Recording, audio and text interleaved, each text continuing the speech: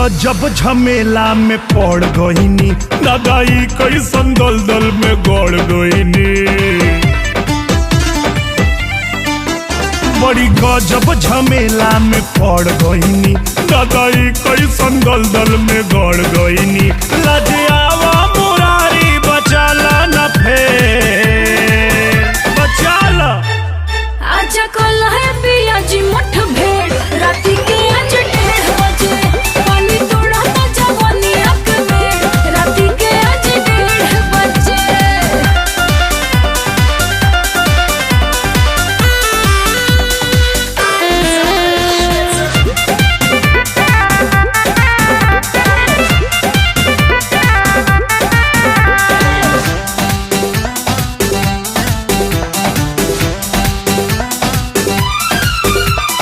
महंगा पड़ल बाई प्यार वाला खेल, बड़ुएरा फतरा में जियरा अकेल।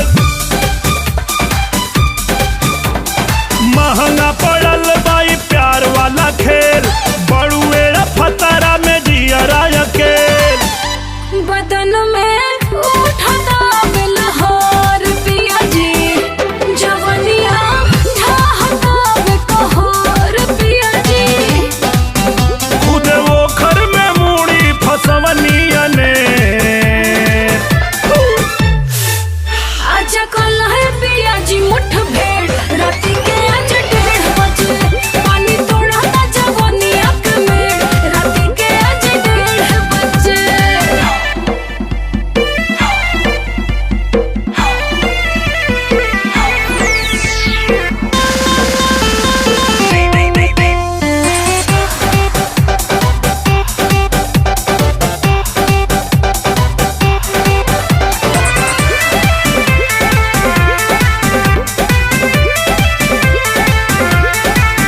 दुगो नाई पे गोड़ बाटे बची नहीं जान, आगे कुआं पीछे खाई आई भगवान।